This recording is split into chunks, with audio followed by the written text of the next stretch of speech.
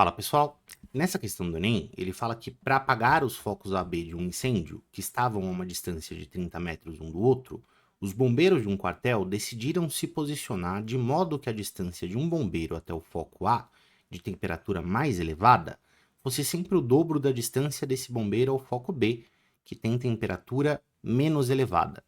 E aí ele pergunta para a gente qual que é a maior distância em metro que dois bombeiros poderiam ter entre eles.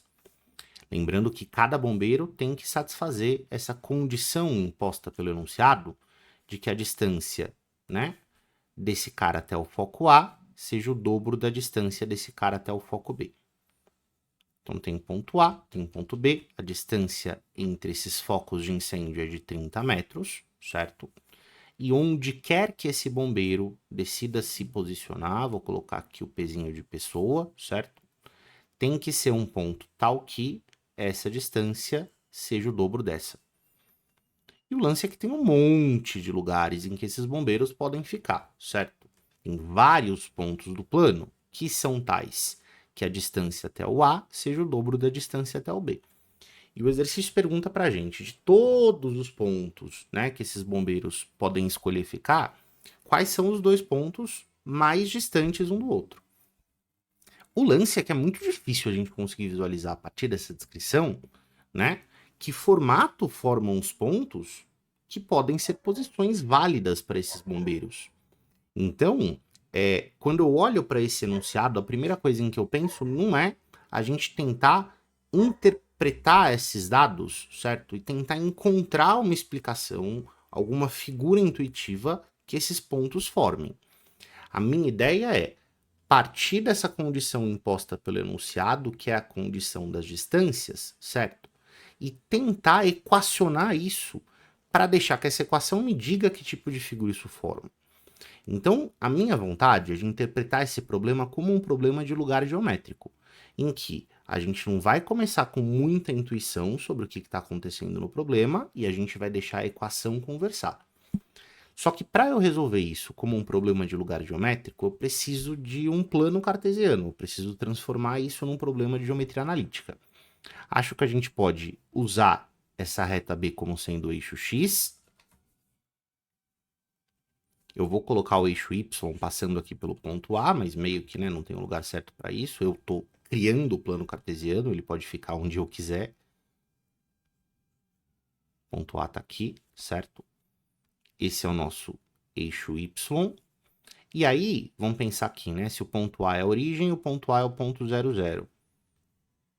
Eu estabeleci que a distância do A para o B tem que ser 30, com base no que o enunciado disse para a gente do que está acontecendo aí nessa situação. Como o ponto B também pertence ao eixo X que eu criei, eu vou dizer que o ponto B é o ponto 30, 0. E qual que vai ser a ideia?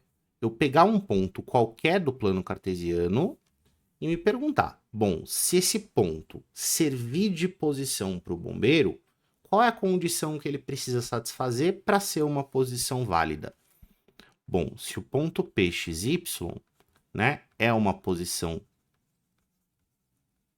válida para esse bombeiro, é porque ele obedece à condição do enunciado de que a distância desse ponto até o A seja o dobro da distância desse ponto até o B. Então eu vou equacionar isso, desenvolver essa equação e ver onde é que a gente vai chegar. Depois de a gente desenvolver essa equação, é que a gente vai conseguir interpretar que tipo de figura esses pontos formam, né? Onde é que esses bombeiros podem ficar? E aí a gente consegue responder a pergunta do enunciado. Bom, lembrando que em geometria analítica, para eu calcular a distância entre dois pontos, eu vou fazer raiz da diferença entre os x's desses pontos, que é o ΔX, né? Essa diferença está elevada ao quadrado, mais a diferença entre os y desses pontos, que é o ΔY, também elevado ao quadrado. E aí eu vou impor essa condição para o ponto P, que é um ponto de coordenadas desconhecidas. Eu não sei exatamente que ponto é esse. Então, a distância do ponto P até o A. Eu vou fazer o ΔX do P para o A, que é x menos 0. Isso está elevado ao quadrado. vou fazer o ΔY do P para o A, que é y menos 0. Isso também está elevado ao quadrado.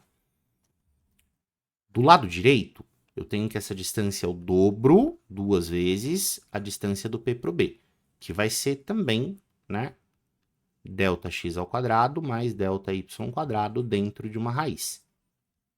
O x do ponto B é 30, o y do ponto B é 0.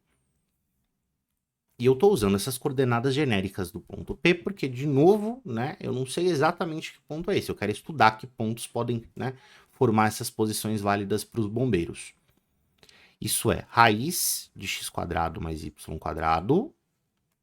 E do lado direito eu tenho 2 vezes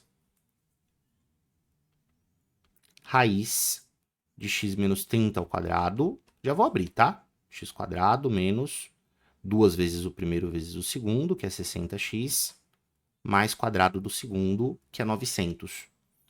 Y menos 0 ao quadrado é só y². Agora, eu não estou muito interessado em ficar trabalhando com essas raízes. Isso é algebricamente um pouquinho complicado. Então, para eu me livrar dessas raízes, eu vou elevar os dois lados dessa equação ao quadrado.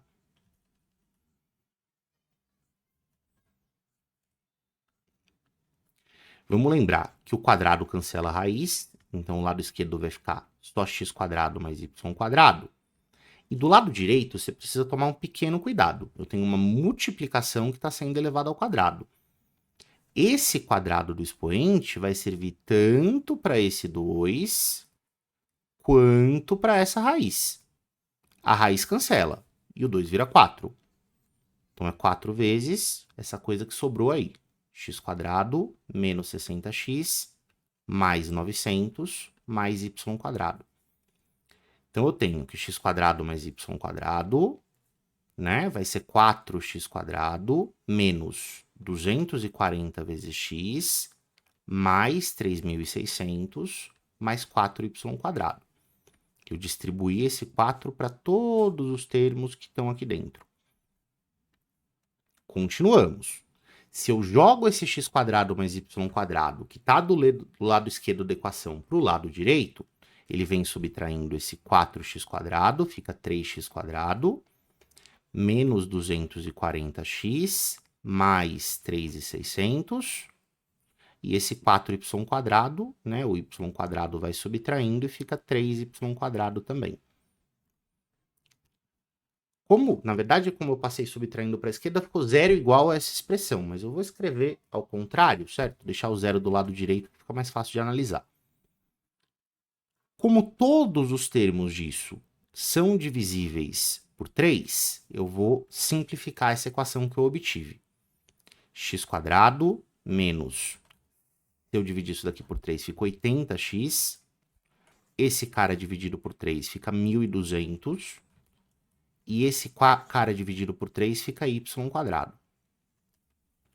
Olha que interessante, né? Essa equação que eu obtive aqui, ela se parece bastante com uma equação de circunferência.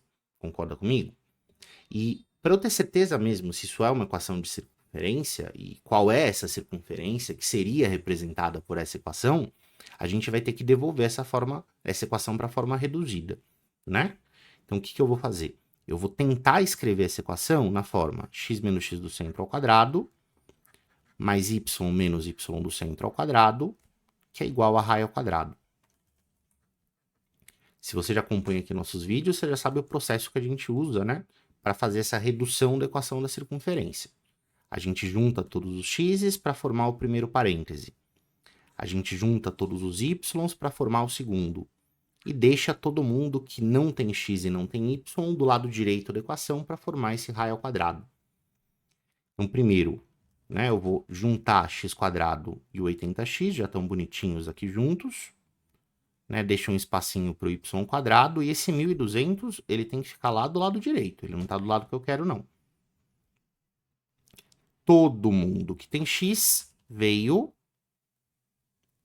do primeiro parêntese, então veio de x menos x do centro ao quadrado. Se esse x menos x do centro ao quadrado gerou essa expressão de cima, se eu comparo o resultado esperado do produto notável com o resultado que apareceu na equação, eu descubro o termo que falta. Então, pensando nesse produto notável, eu vou ter quadrado do primeiro, que está ali. 2 vezes o primeiro vezes o segundo tem que ser 80x. Bom, 2 vezes x vezes quanto é igual a 80x? Falta um 40 aí, né? 2 vezes 40 para dar 80. Então, esse termo que está faltando aqui, ó, é 40. Legal. Se o parêntese o primeiro parêntese da equação reduzida é x menos 40 ao quadrado, e ao abrir esse produto notável tem que aparecer essa expressão aqui de cima, tem um cara faltando aqui na frente, concorda? O produto notável de x menos 40 ao quadrado tem que resultar em 3 termos. Eu só consigo enxergar 2 ali na expressão. Então, falta alguém aqui na frente. Quem é que falta? O quadrado do segundo. Quadrado de 40 é 1.600. E para eu fazer o 1.600 aparecer aqui do lado esquerdo, eu tenho que somar 1.600 dos dois lados da equação. Bacana. Então, reduzi aqui o primeiro parêntese, achei o x menos 40 ao quadrado. O segundo é o próprio y quadrado, né? Esse y quadrado veio de y menos 0 ao quadrado. Como não tem nenhum termo do primeiro grau, o parêntese ele tá bonitinho, né? Não tem muito o que a gente fazer aqui, não. E o lado direito vai ficar menos 1.200, mais o 1.600 que a gente precisou adicionar, que dá 400. Então, de fato, né, esses pontos P que representam as posições válidas para os meus bombeiros, eles formam o desenho de uma circunferência. Todos os pontos que são tais que a distância até o foco A do incêndio é o dobro da distância até o foco B, todas as posições válidas de bombeiros são juntas, certo? O formato dessa circunferência aqui, que tem centro no ponto 40 e 0, né? Lendo essa equação, a gente tem que o centro da circunferência é o ponto 40, 0, e que o raio ao quadrado é 400, o que significa que o raio é 20. Olha que louco. Se eu puxar isso daqui um pouquinho, deixa eu fazer esse desenho de novo aqui para a direita, para a gente conseguir representar mais bonitinho, certo? A figura que vai se formar. Só puxar um pouquinho para a direita para abrir um certo espaço. Né? Eu não queria tirar as coisas que a gente já fez da tela, para que a gente consiga olhar para a equação que a gente montou, certo? Então a gente tem a seguinte situação agora que a figura está pronta, né? Eu tenho meu foco A do incêndio, que fica aqui na origem. Eu tenho o foco B do incêndio, que fica aqui no ponto 30, 0, na marcação de 30 do eixo X. E o que a gente descobriu? Que no 40, que está mais ou menos aqui, certo? Vai ter uma circunferência que tem raio igual a 20. Então, essa circunferência vai desde o 20, a marcação do 20 do eixo X, até a marcação do 60, se o raio é 20, né? Isso é uma coisa tipo assim.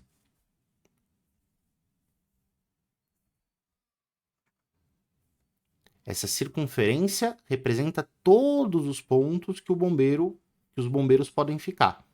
Ela começa aqui no 20 e termina ali no 60.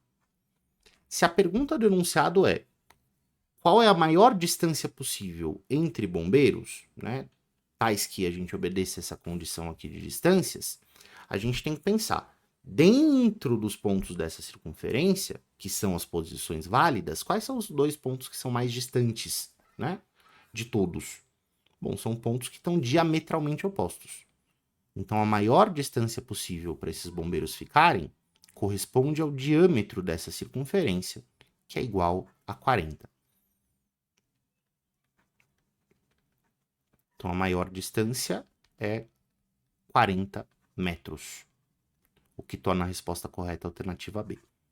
Beleza? É uma boa questão, uma questão difícil, certo? Porque envolve você fazer essa interpretação da situação como um lugar geométrico. Mas isso é uma dica importante, né? Se você tem essa descrição da situação com uma propriedade associada aos pontos que te interessam, e você não consegue enxergar qual que é a figura que vai ser formada por meio da descrição que foi dada no enunciado, você pode adotar uma abordagem analítica, porque para a gente montar a equação, você só precisa da propriedade, você não precisa saber qual que é a figura. E a partir da propriedade da equação que foi montada, ao desenvolver e fazer um pouquinho de conta, a gente descobre qual que é a figura. Essa é mais ou menos a ideia, né? A gente consegue inverter a lógica do exercício. Em vez de começar sabendo qual é a figura para interpretar a situação e conseguir responder a pergunta, a gente começa da propriedade, desenvolve a equação, faz as contas, descobre qual que é a figura e aí interpreta, certo? Então, o lugar geométrico é uma ferramenta poderosa para a gente resolver problemas desse tipo. Eu espero que a resolução tenha sido boa para você, certo? Que você tenha aproveitado a explicação e a gente se vê na próxima. Até mais.